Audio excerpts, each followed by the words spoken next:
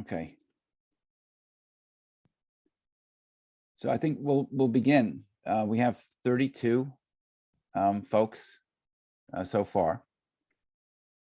All right, so let me, hi, this is FHHS Zachary. Let me welcome everybody from Forest Hills High School to this Kweller Prep seminar that is sponsored by the Title I PAC committee that we have.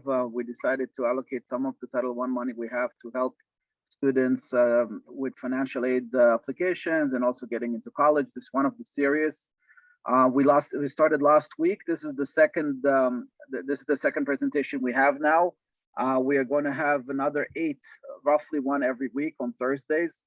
So please keep that in mind, put it in your calendar and try to attend as many of these very informative information sessions as you can. It's especially for seniors, but it's not too late to start even if you have a 9th grader.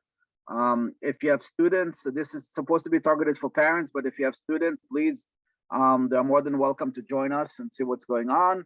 I think we have enough. We waited a few minutes to let more parents in, but we will continue to let them in, but I think we shouldn't keep up much more. We can start.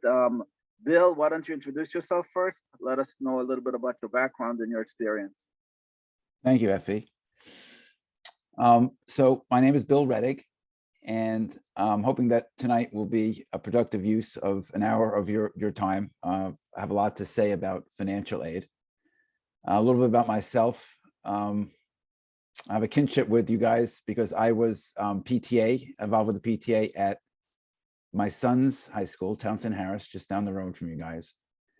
I was PTA president for the last 2 years that my son was in high school. He's now a sophomore in college. And I got involved in the PTA because I have a history of working with the University of Michigan for 20 years in admissions and recruitment and helping students privately with both college advice and with financial aid. So I have a lot of insights and knowledge that I'd like to share with you tonight. Now, I'm from New York, but I was raised in New York, a little bit myself socially. So I was raised in New York, raised in Brooklyn. But I went to college in California. My folks actually moved there when I graduated from high school. So I went to UCLA and I worked in California for a number of years. I was a teacher actually for a while. And I worked in industry. I went to Michigan for statistics in a master's, and I worked in industry. So I have that business side as well, but I've always liked working with young people. So I've helped families and young people with college advice as a big part of what I do. And I work in industry as well, in statistics and model building. So let me, I'm going to begin with, I have a slideshow.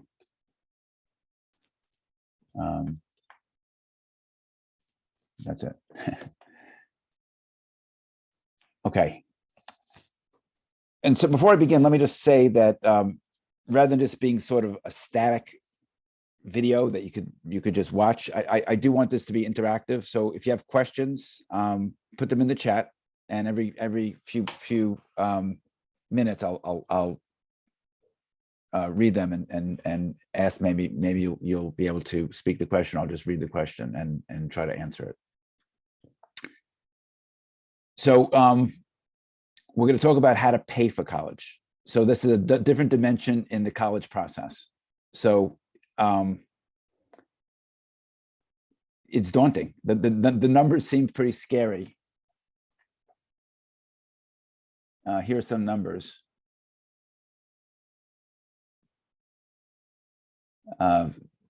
Generally speaking, a private college is going to be with room and board, 80,000 or so, if you live at the school. NYU is 84,000, Cornell, there's not much of a difference in price, really. The public universities are less, obviously, if you live at home. But no matter what, it's expensive. And especially if you're from a family that you're going to a public high school, public middle school, public elementary school, you're not used to carrying this big expense. So it is kind of a sticker shock. But one of the things that hopefully I'm going to be able to convey is that colleges really, really do make it affordable. There's this, that's the good news, that there's many methods, opportunities to help families pay. And that's really what the ultimate message is tonight. Okay, so just to give you the numbers. So the average total cost of attendance, that includes room and board, books, travel, et cetera, is $75,000. Of course, at the SUNY, it's less. CUNYs and SUNYs are about the same. This SUNY price includes living on campus. And that's because if you're a state resident, the state will subsidize, it's state funded.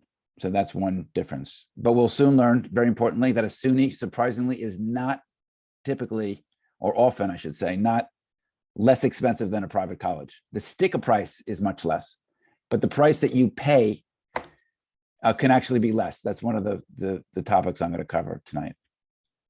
We'll go for about an hour tonight. Okay, so colleges realize that you can't afford, most families cannot afford that sticker price, $75,000. So more than half of families do receive financial aid. The average need-based grant is substantial. It's $40,000. It could be quite a bit higher, depending upon your financial circumstances.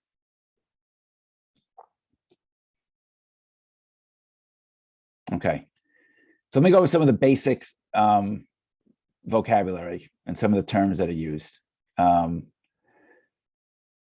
So the question is, you have all these assets and you have income and every family is different. So how do colleges get that information about what you can afford? And there's two financial aid applications that provide that information. The Fafsa, which most of you folks are already probably familiar with, and the CSS Profile. So the Fafsa is owned and run by the federal government. It's a very short form because it uses your tax return. So that's why you don't have to fill out a lot of the stuff. It's going to be included in your last year's tax return. The CSA Profile is a little more complicated, and it's owned by the College Board, actually, the same people that do the SAT, and it's mostly for private colleges, not public colleges. So this could be much longer. So that could take multiple days to fill out, and there's a lot of delicate steps there. So you set aside time to fill it out. It's a very important application. This is all in an effort for colleges to genuinely assess what you can afford to pay. So it's an attempt to be a fair calculation. So the net price to calculate, I'm going to talk about that net price calculator and had other methods of getting financial aid. Okay. Okay, so here are the three big terms that we're going to use tonight. The expected family contribution. Okay, so this is the ultimate end result of those two financial aid applications, FAFSA and CSS Profile. So they're both trying to arrive at what you truly can afford to pay. So it factors in everything. Your number of children that you have in college that you have to pay for at the same time. That's actually a very big factor, as you would expect it would be. The assets, your income, the nature of your business, etc. So it's usually a pretty fair number. And both of those forms generate the number. So the federal government is clearly going to be like a very fair arbiter of this. So you'll be able to compare those two numbers. Then we'll talk about the net price. So this is a legally defined term. The federal government requires every college in the country must have a net price calculator. We're going to give examples of that later in the presentation. So the net price is what you truly have to pay. So there can't be any like hidden costs on a net price. So it's basically the full price, say 75,000 less the grants. That's it. No loans don't count. Work study doesn't count. Scholarships they don't really count. It's basically it's a need-based grants and any other grants money you don't have to pay back. It would include federal grants like Pell grants. So this is the money you really have to pay. So the sticker price, the net price is what you're gonna have to pay out of pocket. And a grant, of course, is money that you don't have to pay back, as opposed to a loan, which is obviously the ideal form of financial aid, is a grant. Okay, so let me go down to the breakdown here with sticker price. So So what is the sticker price? So the sticker price would be the full price of everything. So when you send your child to college, it's going to include, of course, the tuition, which is the biggest chunk. That's going to amount to probably 2/3 to 3/4 of the cost, tuition and fees. Room and board, which runs about 18 to 20,000. And then you have the smaller expenses like books and entertainment, pocket money, travel, etc. That's all baked into this price, as it's shown here in the slide here. So about 50,000 is the tuition.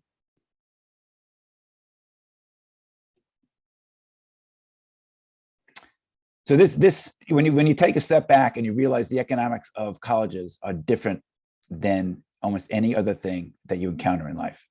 Because when you buy, whether it's a car or a toaster oven, when you buy something that's more luxurious and higher quality, you pay more for it. That is not true in the world of colleges. In fact, most colleges charge about the same. In fact, when you factor in financial aid, the generosity of financial aid, the more selective colleges actually generally have more selective financial aid. So the Ivies are generally the cheapest colleges for most families who need financial aid, because they will give you all your need generally in the form of a need-based grant.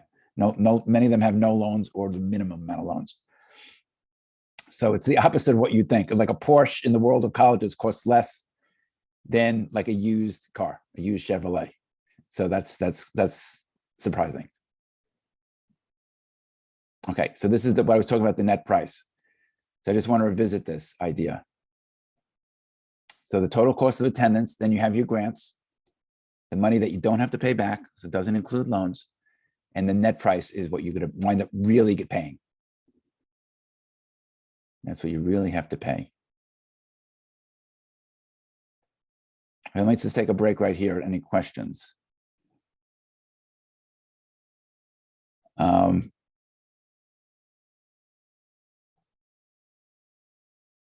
Any questions so far? You can put it in the chat, or you can just, if you can, unmute yourself, you can ask at this point, or I can just go on. Okay, sometimes I don't make things clear, so. Okay, so we talked about how colleges determine how you can afford to play. So those are those two key forms that we discussed, the Fafsa and the CSS profile. So they're both trying to arrive at this number, the EFC. Okay, so let's drill down a little bit into these two forms here. So the Fafsa, this is going to be required of every college that you apply to if you're interested in financial, and even if you're not, it's actually a good idea to apply for this, because taking out a loan, for example, a federal loan, is actually in to your child's advantage, because it's subsidized. And they get the loan, this subsidized loan, which used to be called a Stafford loan or direct federal loan. It's applied for, the student applies for, not the parent, and it's in their name. So they're starting to get a financial profile, establishing credit. It's a step in terms of responsibility. They're 18 years old, usually, and you're starting college. So you're making your first step into financial adulthood, if you will. And it's subsidized. And when I say subsidized, the numbers aren't huge. I mean, freshmen, it's $3,500, then it inches up to $5,500 a year for juniors and seniors in college, third and fourth year.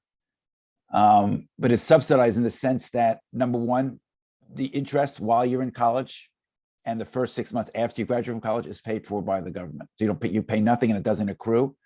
And even when it does, when the interest does kick in the first year after you graduate from college, it's still subsidized. So the interest rate is actually low. So it's a great financial opportunity. But you need to, in order to qualify, you have to fill this out. Just to be very clear about this form is actually very, like I was saying, is very short, because most of the information they're getting is from the 1040 form. So they could ask you the key question, will you allow them to upload? Because they have access to it. You don't have to do it yourself. They have a back-end connection to the IRS. They will upload it. You have to say yes. If you don't, it's going to create a mountain of problems. So you really have to say that you will allow the FAFSA to upload that information. Okay, so this is really short. It doesn't really focus on assets. This guy, the FAFSA. Now, CSS profile is required. Most private colleges will require this form. It's much, much longer. They get into a lot of details about the assets, your assets, the assets of both parents. Even if you're divorced and don't live together, both parents must fill it out. Biological parents must fill it out. Again, if you don't, it creates a lot of problems. So I've never seen a successful situation where you don't fill out both parents have to fill that out, both biological parents. So this is going to talk a lot about your assets of the CSS profile. Okay, so now I'm going to talk about the financial aid package. So you filled out the CSS profile and the FAFSA. And by the deadline, just to let you know, the deadline for these guys can typically be, for private colleges, can often be the same time that you, as the application. So for regular decision, the applications are due in January. So you'll have to do it usually the same time. Being late can be a factor. They'll still accept it, but there's a limited amount of money. So first come, first serve. But if you apply by that deadline, you're good. You don't have to apply. You don't have to send it in early. So now you know your expected family contribution. So most colleges will give you the same number. The difference between college A and college B is how they pay for the financial need. So the financial need, okay, is the number in the dark blue. That's going to be the financial need, what you cannot afford to pay. So for example, just to throw a number at you, we're going to do an example in a minute, but number to keep in mind, say the college costs $70,000, private college, of course, $70,000. And your expected family contribution based on your income and your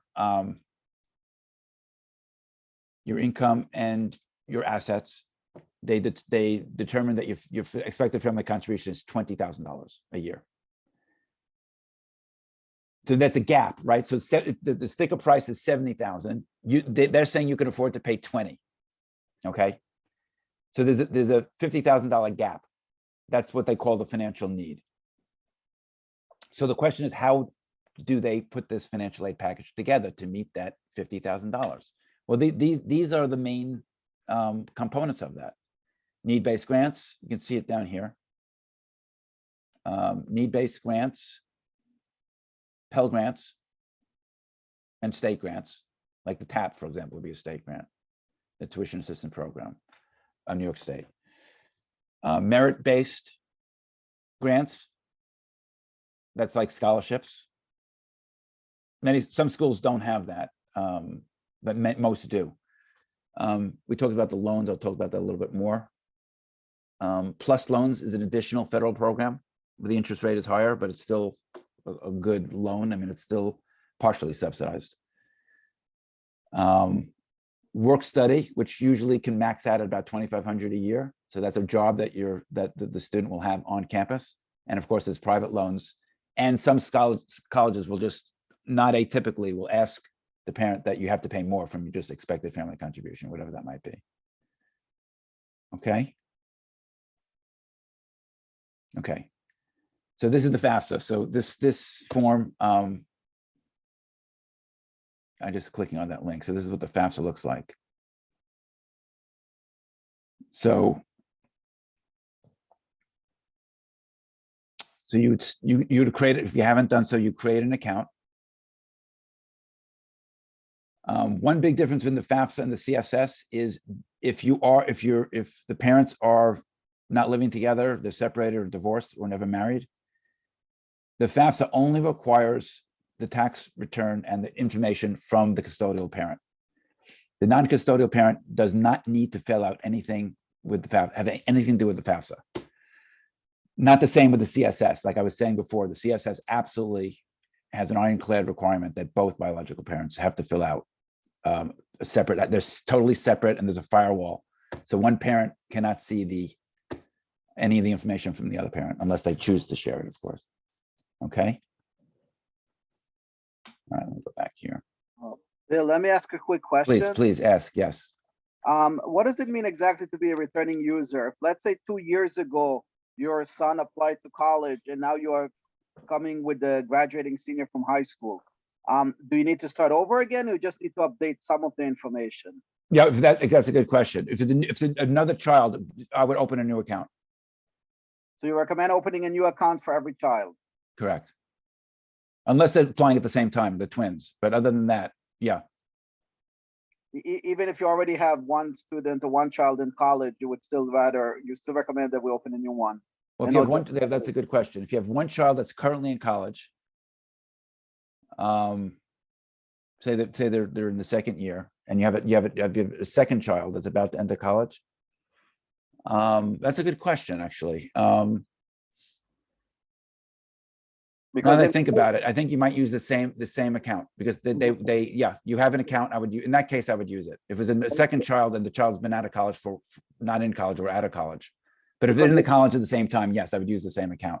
Because the data should be the same, right? I mean, you have the same tax. Yeah, the debit is the same. And also, one of the biggest factors in financial aid is the number of children in college. And I'll explain why. When you do the expected family contribution, say it's $20,000, that's what you truly can afford to spend for college. If it's 2 children, you're going to have to spend only 10 on each. So it basically will double the amount of financial aid you have, because it's a total amount you could afford. So if you're already paying for one child, that money has to be shared between the 2. So that comes up on the CSS profile as well. So that is a factor with the net price. So having said that, yes, you want to have the same username. Yeah, Thank you. Sorry, Thank you, Debbie. I just had a clarification on that. So this account is tied to the parent and not the student, because in your example, if you had twins, you don't want 2 accounts per, one per student. You would just have 1 account for the adult, right? Yes. Okay, thank you. Mm-hmm. Yeah. The CSS is a little bit different. So the CSS, let me open this up. So it's owned by it's owned literally by the College Board. They own the CSS. Colleges pay a fee to them. And they supply the information to all the colleges. Different colleges have different, there's a core set of questions. And then when you apply to colleges, each college may have specific questions that are not in that core. If you apply to that college, those questions will appear, but you'll see it at the end. They'll say college XYZ is asking these 2 questions or something like that. And then they send that all the information from the CSS is sent through a separate portal to each individual college. And then once those individual colleges receive the information, they'll have their own algorithms to determine what financial aid they'll offer.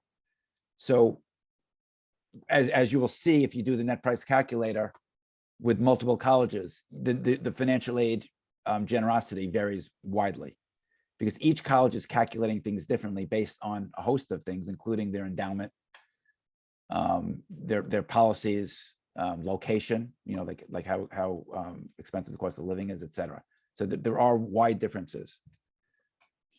So one thing about the CSS, so you create an account. Very important fact here about the account.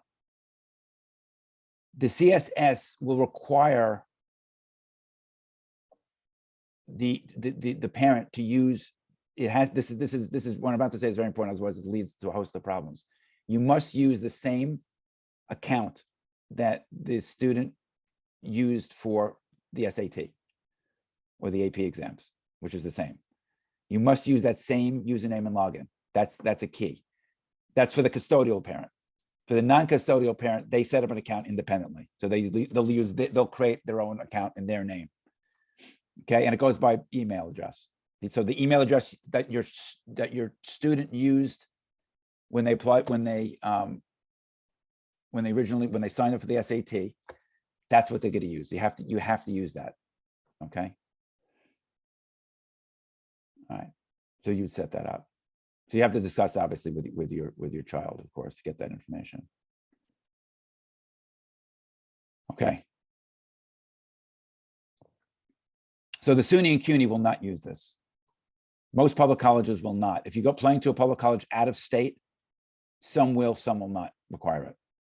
I know University of Michigan, for example, does require the CSS. Most do not.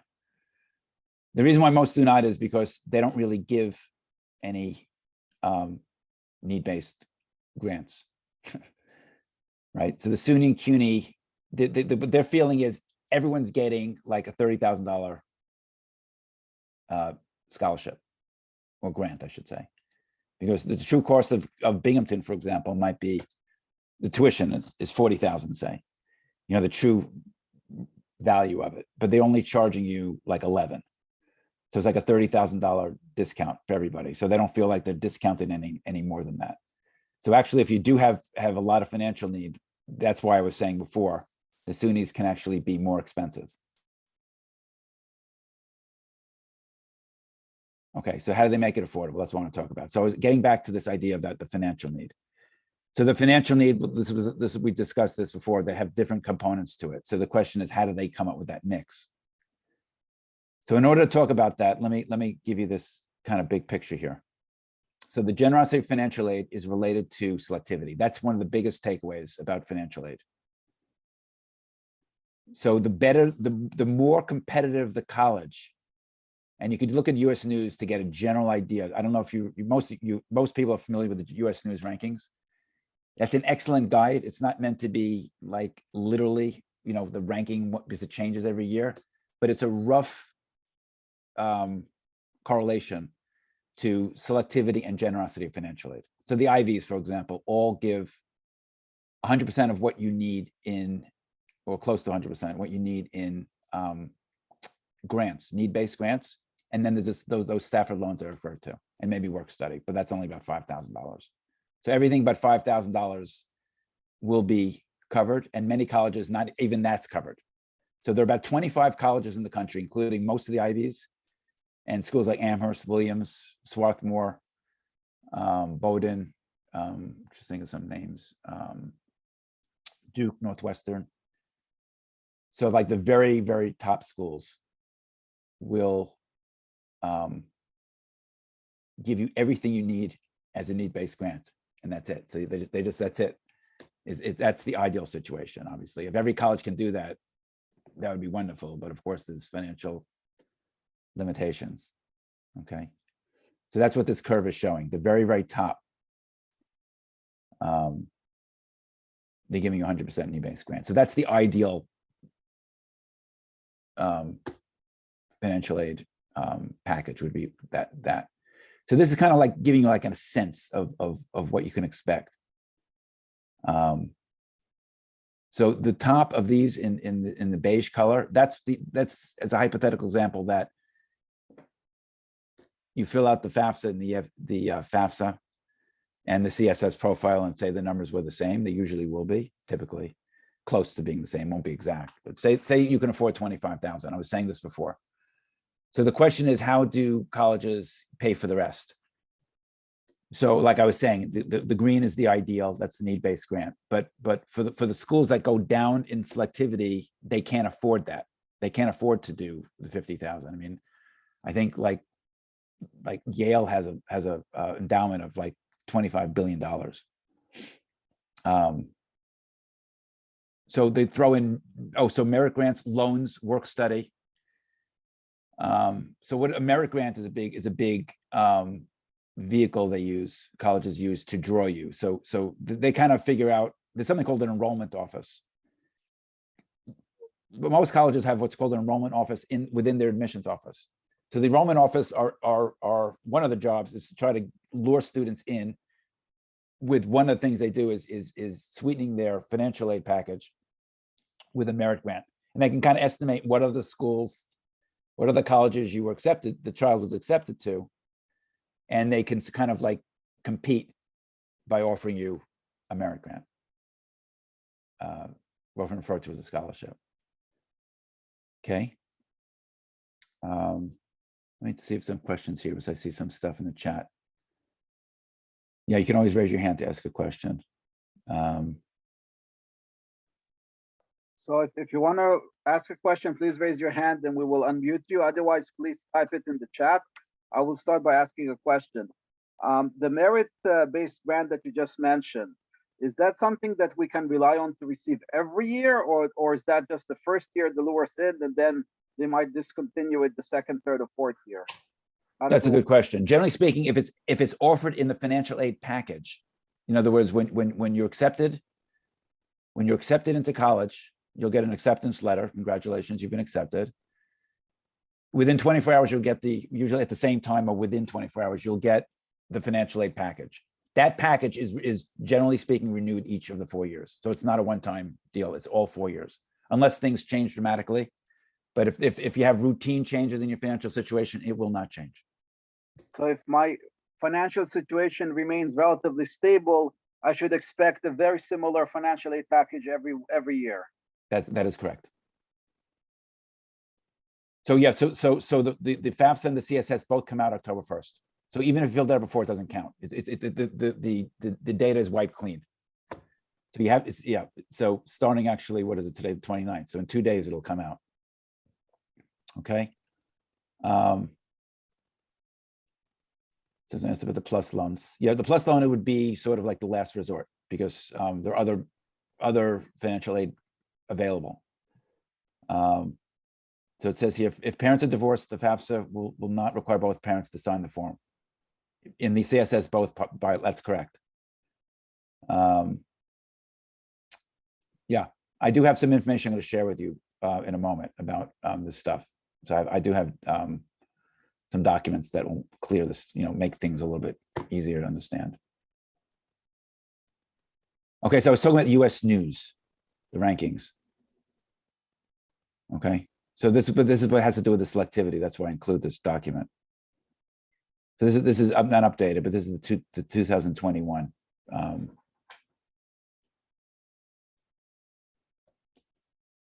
document.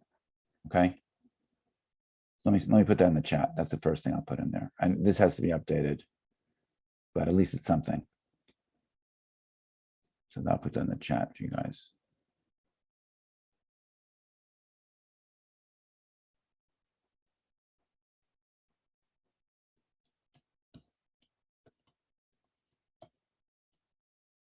Okay.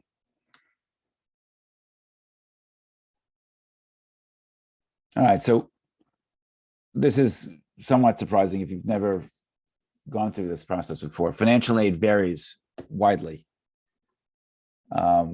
This is just a sampling of colleges. You can see this is for the exact same profile. So here the example is $90,000 in household income.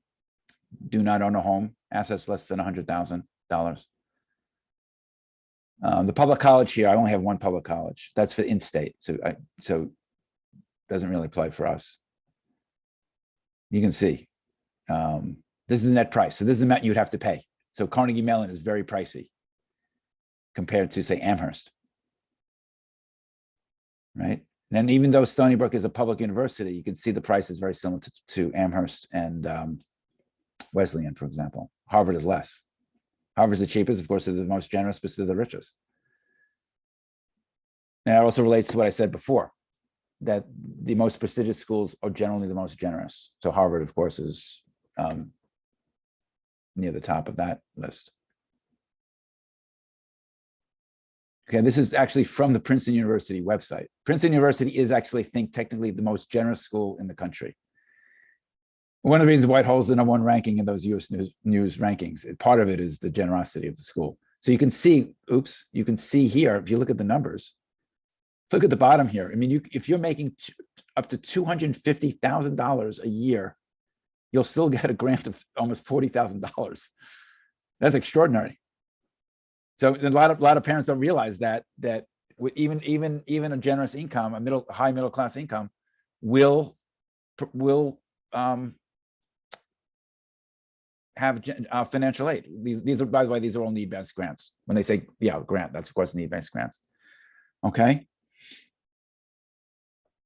But most colleges are not that generous. So most colleges, the cutoff might be like 180 or 160, depends on the school. Okay, so this is another distinction here, need blind versus need aware.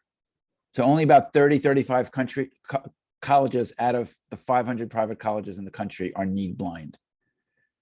The public colleges generally are all need blind. I mean, there are some exceptions for in-state residents. I should say that. So if you're going to the University of Wisconsin and you're a Wisconsin resident, it's need blind. If you're going to a SUNY, it's need blind for state residents. If you're out of state, it might be different. Depends. Some schools are need blind, some are not. What does it mean? This is not financial aid. This means that if you have financial need, that it's not considered in the admission decision.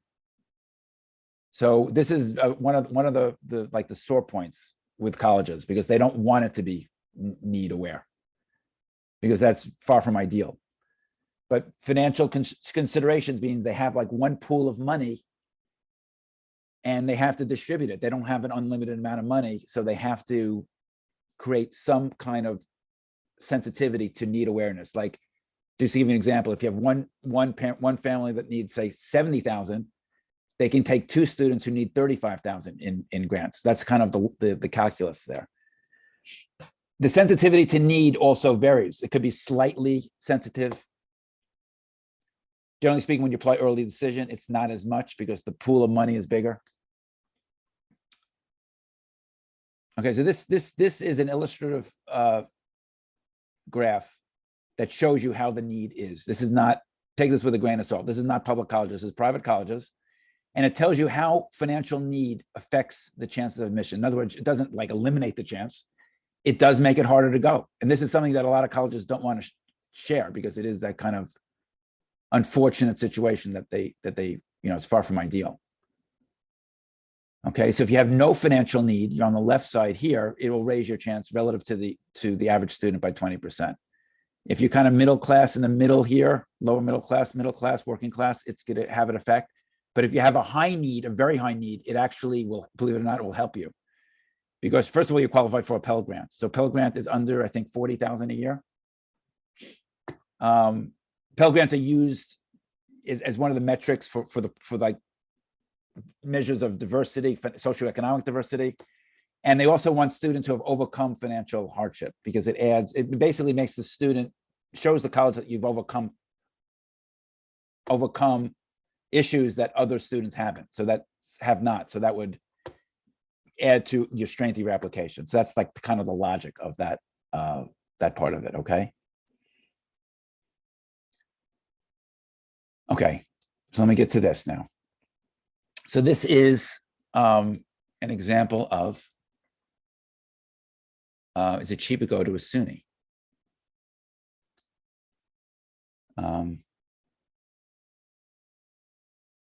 In some cases, it is not, surprisingly. So the sticker price, the blue, is absolutely less, no question there. But when you factor in the net price, in other words, after the grants, depending on what your household income is and your assets, it can actually be more expensive, as this chart shows you, okay? So all the colleges, all the private colleges are very well aware of what the SUNY offers. So they have to be competitive.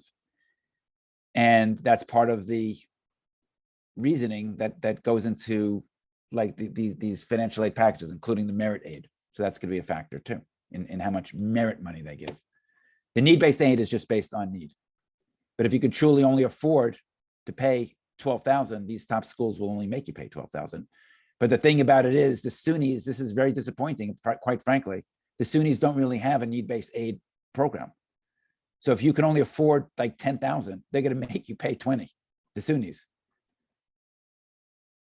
Okay, so how do you find out how much you need?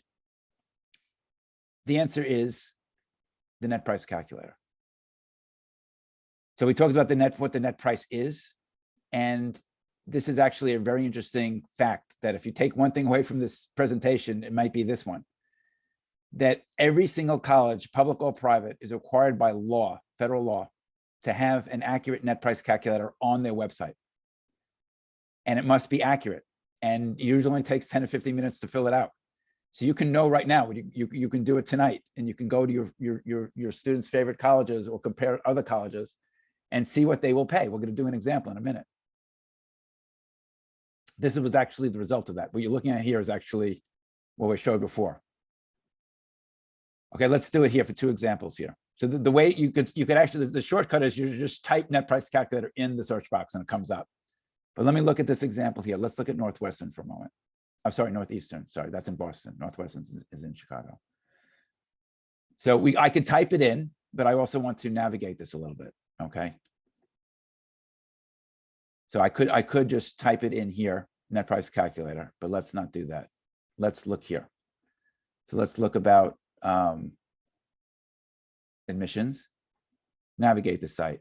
By the way, the college websites are wonderful sources of all kinds of information, including tips of getting into admissions. Some will give student blogs, some will provide essays, personal essays that students submitted that they thought were good.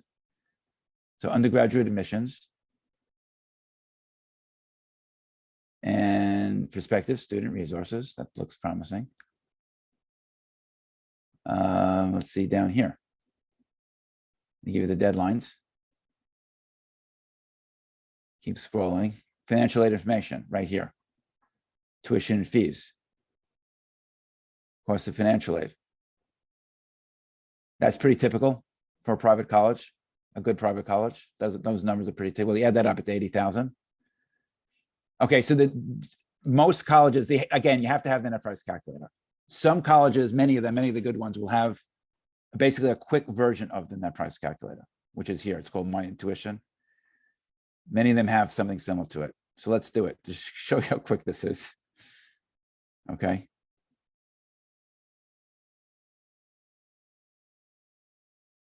So here, check this out. So USA, you're a US citizen. This is from the child for the student. Live with both biological parents. Okay. Say no, you're the only child in college. Total income, say $100,000. That's combined for your household. Does your family own the house they live in? Say no. You say you rent. Do your parents have any cash in a regular savings or checking account? Yes. Do your parents have any retirement? Yes. Investments held? Yes. So I'm just trying to put a stake in the ground here.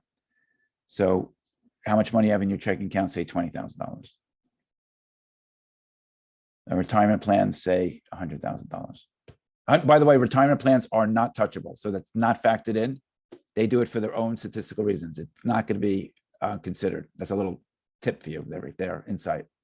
So don't worry about that.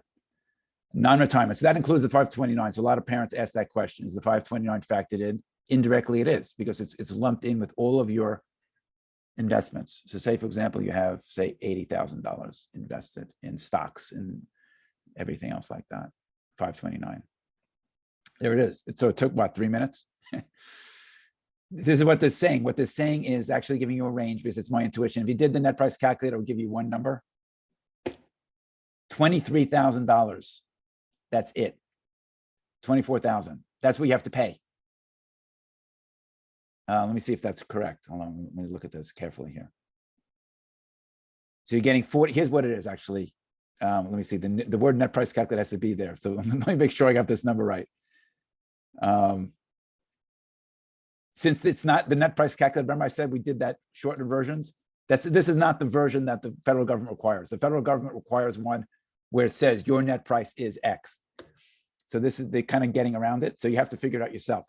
So let's look at this number. Let's do this. Actually, this is actually better. We do it this way. So the net price is this. You see the number down here, right? 43.8. The net price is the total price minus that, because you can't include all these other guys. So the net price here, you can figure out it's the 23.8 here, the 5,500 that you'll take out as student loan, and the 2,200 in the work study program. So you add those up together, roughly speaking, you're talking about 32,000. Okay. So they're saying the net price, according to this result, is you'll have to pay $32,000. Okay.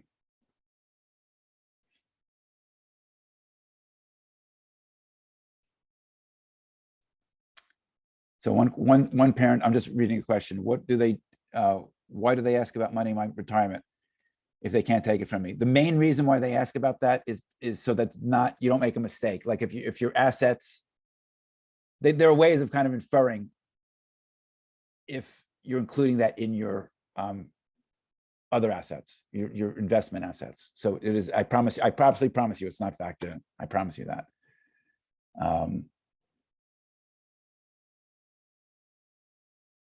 If one parent is asking if we do not have a green card and we are not a citizen of the United States, can these everything apply for us?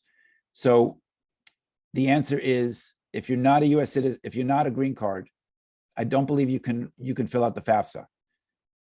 You can fill out the CSS profile, and colleges, most or nearly all colleges will give you financial aid package, but they won't give you a federal loan because you don't qualify for the FAFSA, but you would qualify for the CSS profile. So yes, the aid would still be there. Yes, it is. A college is more generous with financial aid during ED. I would say it's almost the same. I would say slightly because there's more money, but I wouldn't count on it to be much more generous. I'd maybe slightly more generous. The other thing about that is, since you mentioned, I do want to mention something about the ED. That's important. If you apply ED, it's binding. So you would not really qualify for the merit aid. So if you really need aid, especially merit aid, in other words, you're say middle class, say you're making like 150 or 200,000 a year, and you don't expect to get much need-based aid, that would be a situation where you should not apply ED, because the merit aid is used to lure students when they know you have multiple, but they suspect you have multiple offers. So that would not be a good choice, ED, if you really desire merit aid.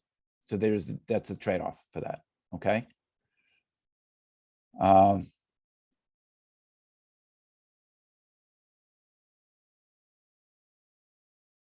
Okay, so let me move on to this. I actually wanted to show you something here. So this guy. So this is Binghamton. So this one, I'm doing a search for net price calculator. This is the other way of finding it. This is going to reinforce a point I made about how SUNY does financial aid. Okay, let's look at that.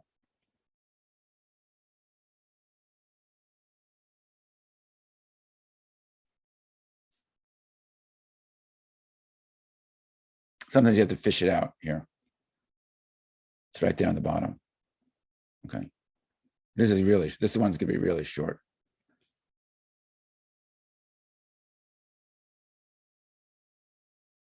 Are you eligible for in-state? Yes. Where do you plan to live while attending campus? On campus. Excuse me, the student is a dependent.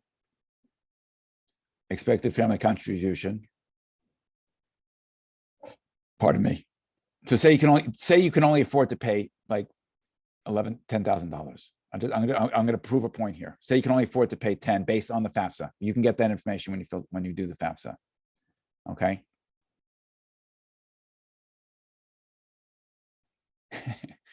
So you've told SUNY you can only afford to pay 10 according to the FAFSA, which is pretty reliable. Look at the net price, $22,000. That's a lot of money. So you're telling them you can only pay 10 and they're going to make you pay 23.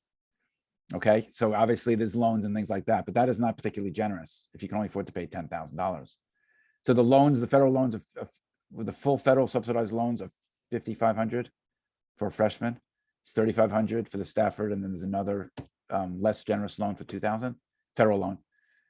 And then work study. So between work, that's like $7,500 or $8,000. So you still have to come up with only 3. So it's not terrible, but it's not ideal.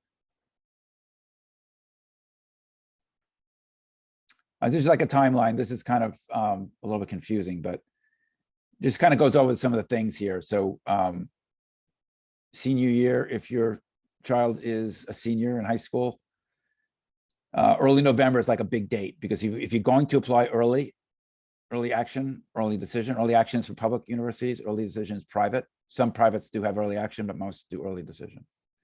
Early action is not binding. It is an advantage for many schools to apply early. Public universities, especially applying out of state. So for out of state publics like University of Maryland, Rutgers, Penn State, that kind of thing, to get merit aid for out of state, you have to apply early. Just as a heads up there. Okay. I talked about the loans, the $5,500, and it goes up each year, but it's not that much. So by junior year, you're talking $7,500 in the subsidized loans. Okay. There are other loans involved. Of course, you have a 529 plan. That will obviously help if you invested in that. Plus loans is also a federal loan program, less generous with the financial aid, but it is still far better than what you get from a bank. The TAP, the tuition assistance program, is very limited. You have to make less than 50,000 to get anything beyond like $500. Okay. I have this sheet, actually. This is a cheat sheet. Let me put that in the chat. Financial aid cheat sheet. And send it to everybody.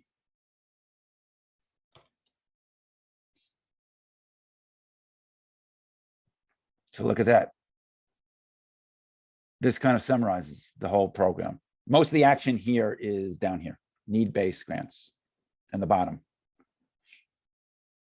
That's what most of this is for private colleges, need-based grants.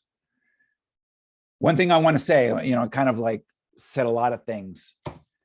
One of the things I want to point out is how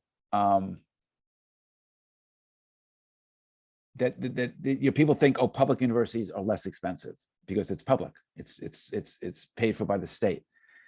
And I don't want to see parents and students overlook the wonderful opportunities in the public and the private colleges. I mean, if you look at the US News rankings, right, as a rough estimate of like selectivity, of the top 20 colleges, both the liberal arts list and the university list, all 20 are private. So most of the top schools, top 50 schools, top 40 schools are private colleges. So the quality is there, and they're usually pretty generous with financial aid. Okay. Class sizes are smaller. Okay, so now you've applied to schools, you get the offer from, you're gonna get, say you get into 4 colleges, you have multiple offers. You can actually, they expect you to kind of like haggle a little bit. So if you have college A and college B, and college A offered a more generous package, you can go to college B, send them a copy of the financial aid offer, and usually they'll either match it or they'll come close to it if they really want you, but you have to make a commitment. You'll say to college B, I really want to choose you. I will choose you. I promise that I'm giving you my word. I'll choose you if you can sweeten your offer to something and you give, you could talk to them on the phone. They'll usually respond to that. Okay. Let me, how's that so far? Because we're wrapping up. Let me look at some questions. If you want to ask a question, you can ask a question. This is being recorded. I think that Kweller Prep will share this. It's that one person says, if can I leave out the info for retirement or what are we penalized? You should be honest. Yeah, I mean, if they found out there's something there, I mean, it could really be ruinous. So no, I would really be transparent about that. But there are certain ways you can be transparent and still favor yourself. So that's part of like filling out any application, right? Or you can do things to your assets to position. I'll give you an example. The 529 plan. If it's the grandparents, the student's grandparents, it doesn't count at all. It's not a factor whatsoever, no matter how much is in there. The parents count to a certain extent, depends on all your other assets. So it's a complicated formula, but it's limited. It's treated the same as your investments. But if it's in the student's name, that has a huge impact. Basically, you'll have to pay pretty much all of it. So if you have 529 money in the student's name, I would transfer it out as soon as you can, because they would have to pay like right out of that. They expect you to pay that money from day one. So it's best to be in grandparents or in the parents would still be pretty safe. They factor in, but not that much. Grandparents not factored in at all. Okay. Any other questions? I'm reading the chat.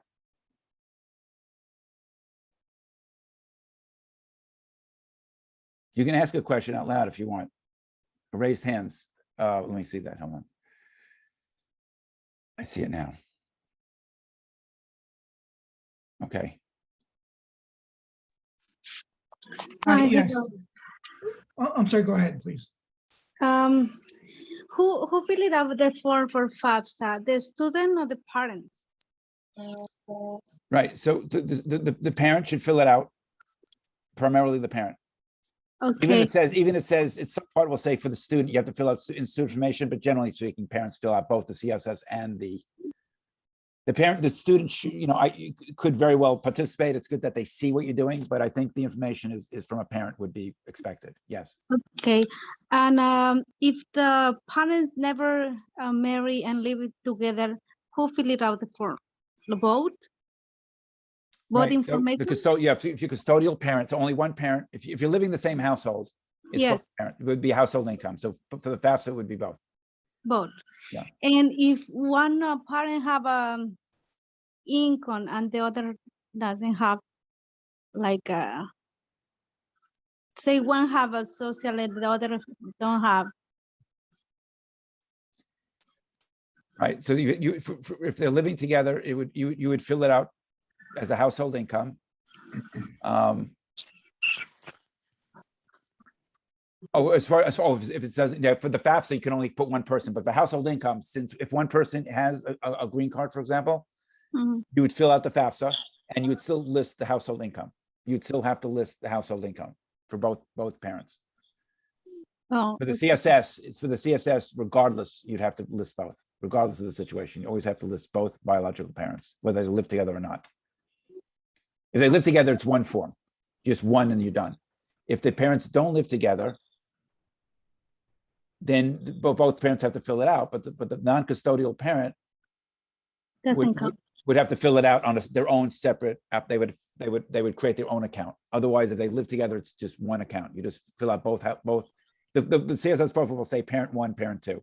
So you'll designate yourself as either parent one or parent two if you live together. If the parent doesn't have a social security, So if you don't have a social security number, then you can't fill out the FAFSA, Oh, but you would have to fill out the Because- CSS. if the student apply for that, they have the right to have but the parent doesn't have a social. Yeah, if the parent doesn't have a social, then you wouldn't fill out the FAFSA. No? No. You would fill out the CSS profile, but you would not, because you wouldn't be eligible for student loans if the child is a dependent.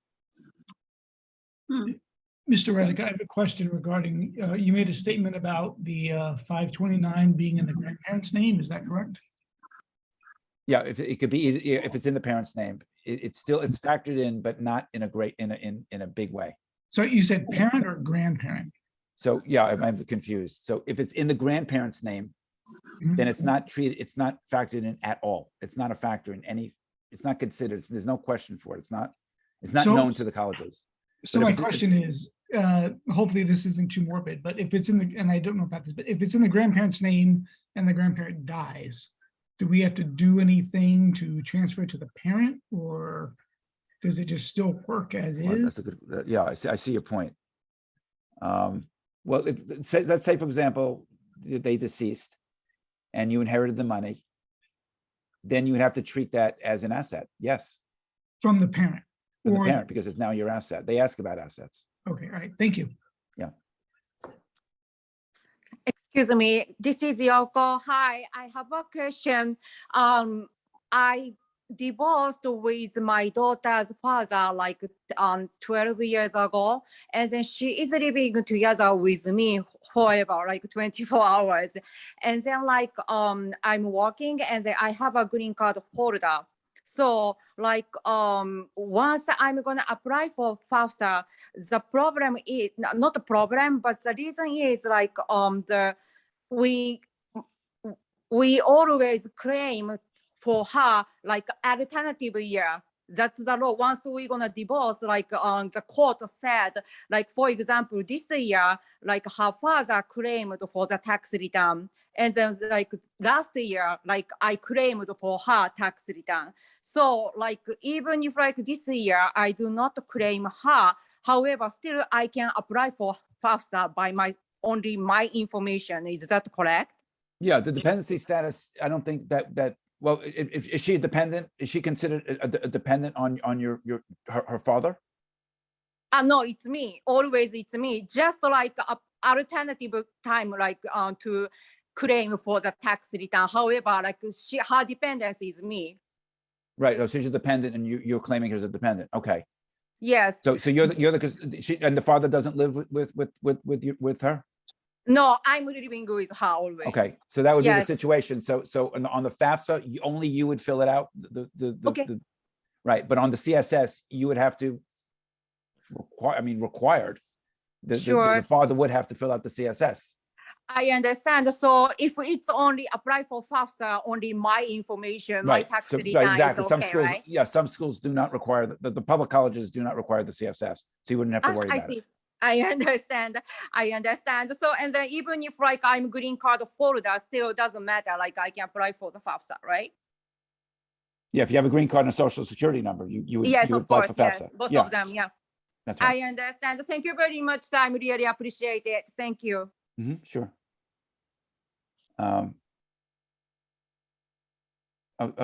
Nicholas, do you have a question?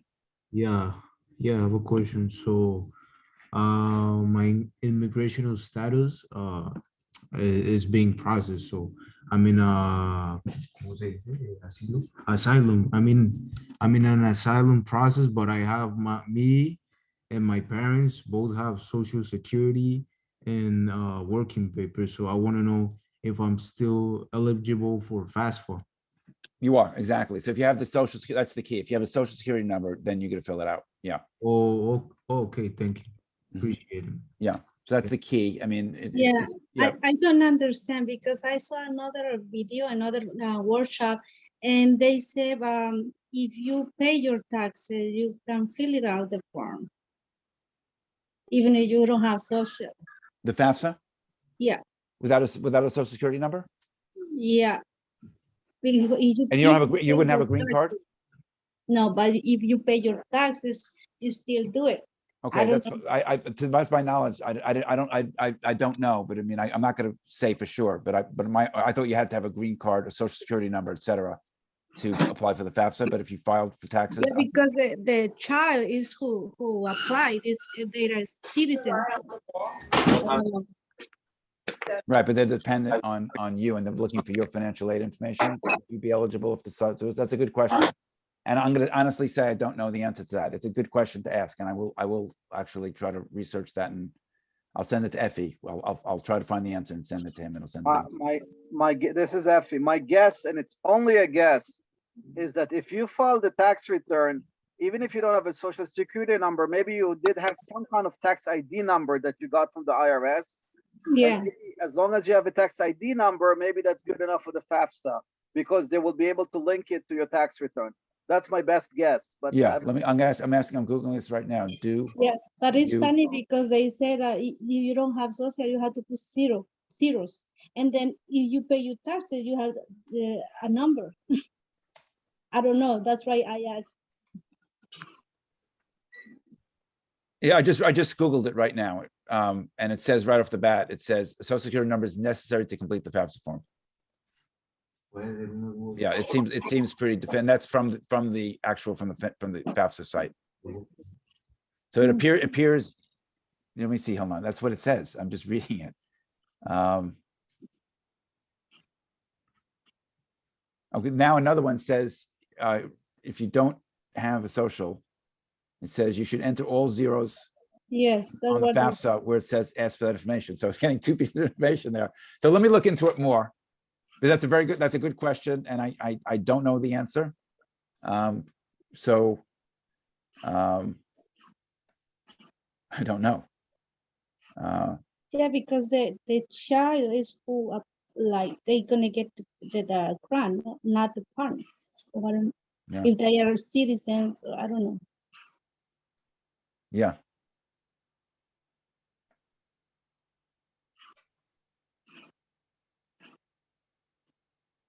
Alien. Oh, there's an alien registration number. Do you have if you have that? One of the when I'm looking at this, I'm reading it. That will allow you to put it on the FAFSA. So yes, so it seems like if you have you don't I've seen different things. One says flatly you can't, and one says you can. So I have to dig into it a little bit more, but it's a very valid point.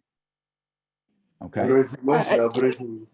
Excuse me, and the same question. We have work authorization, we have social security number. So actually, if we have asylum pending status, but no have green card and citizen, so we also can apply for FAFSA, correct? Yes, as I'm reading this, it seems like there's a lot of flexibility in the FAFSA. So for sure, if you have a social security number, you can fill it out, even if you don't have a green card. And it seems like even if you don't have a social security number, it seems like you can accept the alien registration number. We have alien registration and social security, Right. and we pay taxes. Well, that's the thing. So let me just make that point clear. So there's, yes, we talk about the FAFSA, but the main part of the FAFSA, the main information, don't forget, it's very short form. You don't fill out that much. The main information is linking who the person who's filling it out to your tax return. So if you have a tax return, my thinking is, yes, you should be able to fill out the FAFSA because you have a return, and then the return will populate with that information. You won't see it, but they will see it. Thank you. You know your own tax return, but I'm saying that information will be populated, and then the federal government will get it and make their calculations based on that. So my feeling is, Sir, yes. excuse me, sir. I just got two more questions. So I wanna reconfirm. So like I told you, my mom and my dad both have social security and working papers, but we're still in the asylum process. We're getting through it, so I'm eligible, right?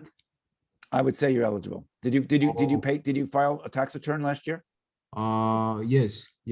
Absolutely. I would think 90% sure that yes, if you have a social security number, and especially since you pay taxes, that's again the main purpose of the FAFSA is for the federal government to use your tax information to determine number one, what you can afford, but also for the federal loan program. So yes, and also the Pell Grants.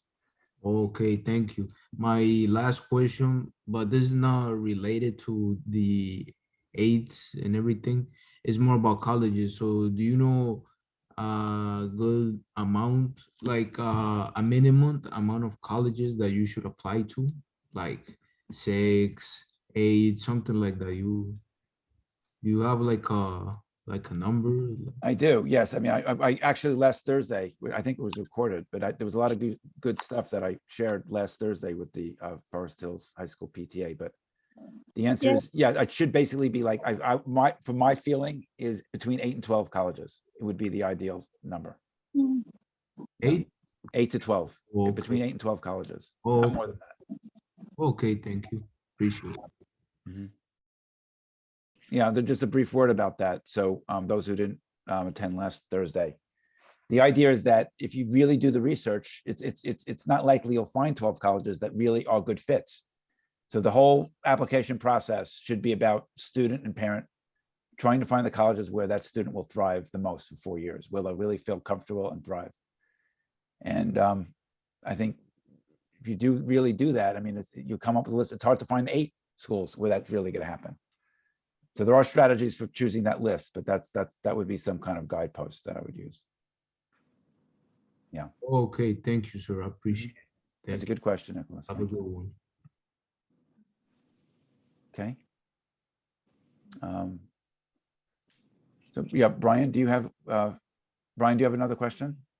Yes, this is in regards to the 529 again, and the name of the holder versus grandparent versus parent versus student. Mhm. What's the percentage difference that would be, I guess, subtracted for each one? Right. So it's basically, it's a formula. So for the grandparent, it's 0, right? So for the student, it's a huge number. It's very high. It's like basically to ask you to, over the 4 years, basically use the entire thing. For the parent, the formula is it's not like a one-to-one relationship. It's based on all your other assets. Each college has a different formula. So there isn't one single percentage I can give you, but I will say a couple of things. Number one, it's treated exactly like the all your other assets, like your mutual funds, et cetera. In fact, there isn't a specific question, how much money do you have in 529? That does not exist.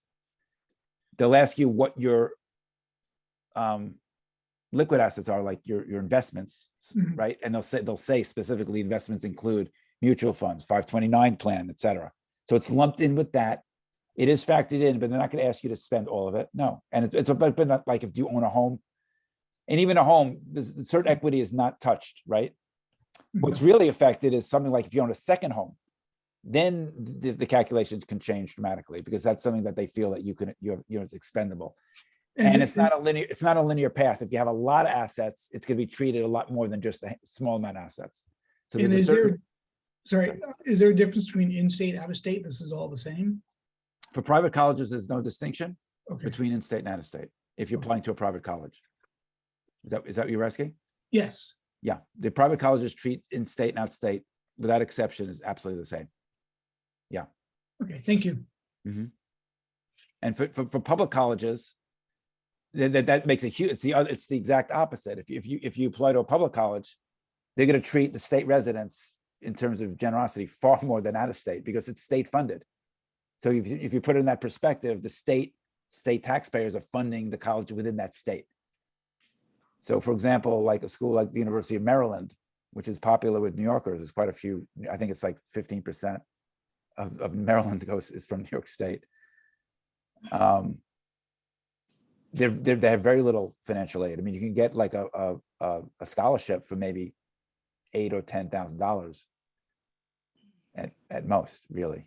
But there's very limited aid available. So that's very expensive if you want to go to an out-of-state public school, like University of Wisconsin, University of Michigan, Penn State University, University of Pittsburgh, et cetera.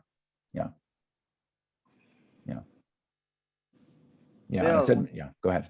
So I have a few questions I got in the chat directly to me. People, please post to everybody so everybody can read the questions. Just makes it easier.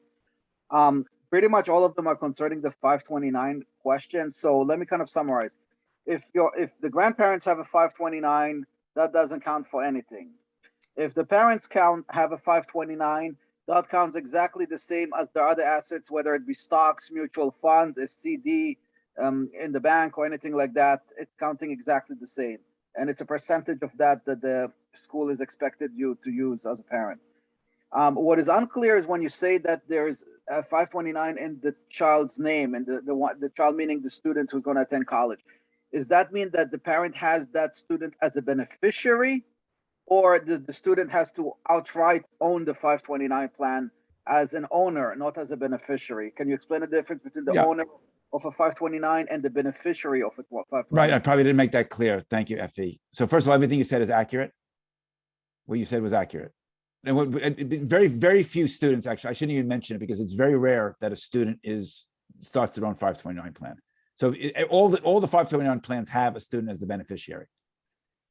So I meant if it's in some people might by mistakenly put it in the student's name, thinking that's the only way they could be a beneficiary. If they made that mistake, you could undo it. You can try. You have to get out from under that. Okay, you have to get out from under that as soon as you can. Okay, so it's very rare. That would be a mistake. Actually, you probably didn't realize it, but it would be a mistake. Very few children have that in their name. Yes, of course they're the beneficiary. So that's it's a given. So no, it would have to be in their name for their own, but then beneficiary would be themselves. So that's rare. That's a very rare circumstance. That could probably usually the result of a mistake someone made. No student should have a 529 as an owner. Right, exactly. And if you did, you probably made a mistake. And you probably have to fix that mistake like as soon as you can. Right.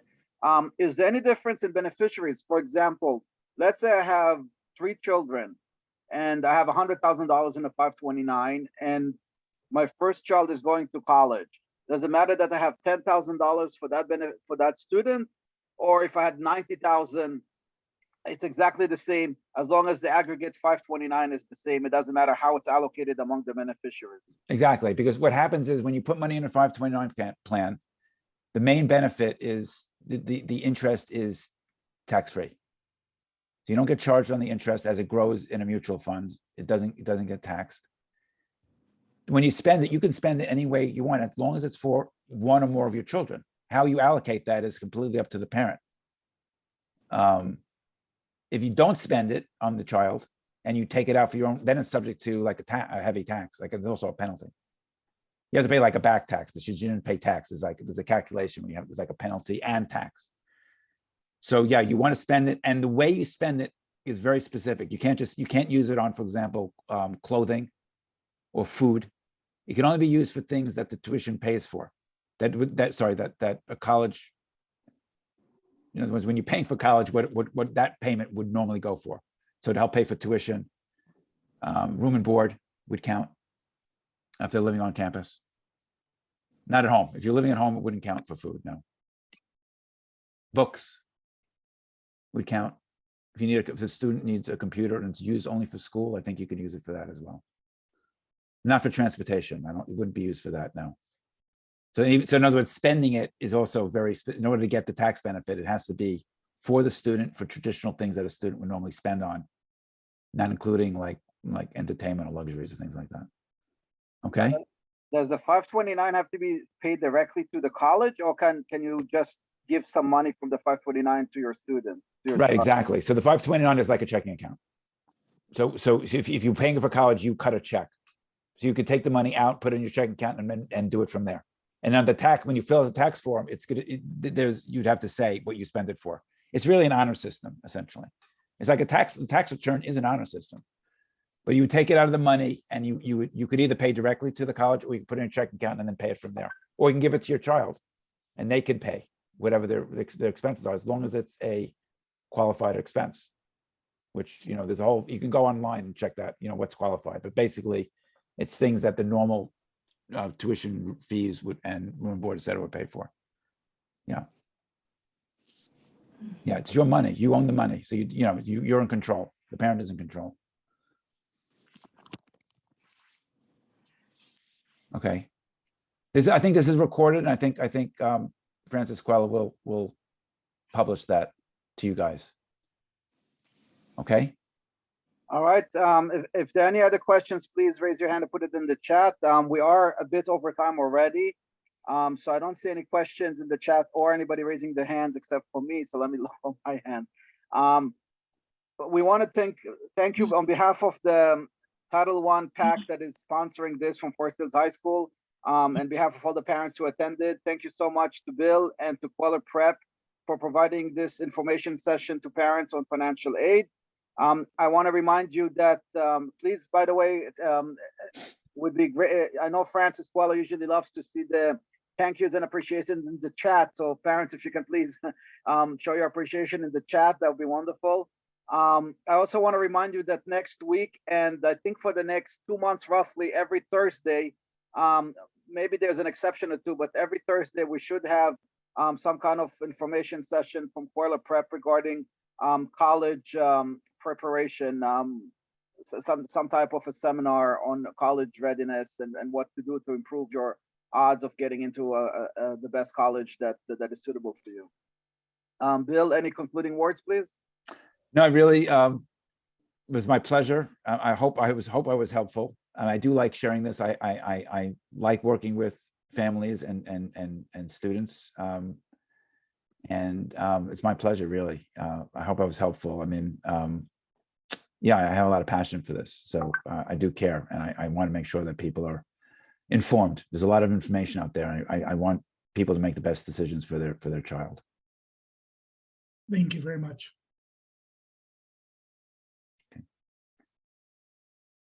Okay. All right, so I'm going to sign off. All right, thank you very much. Okay. Thank you, parents. Thank you, Effie.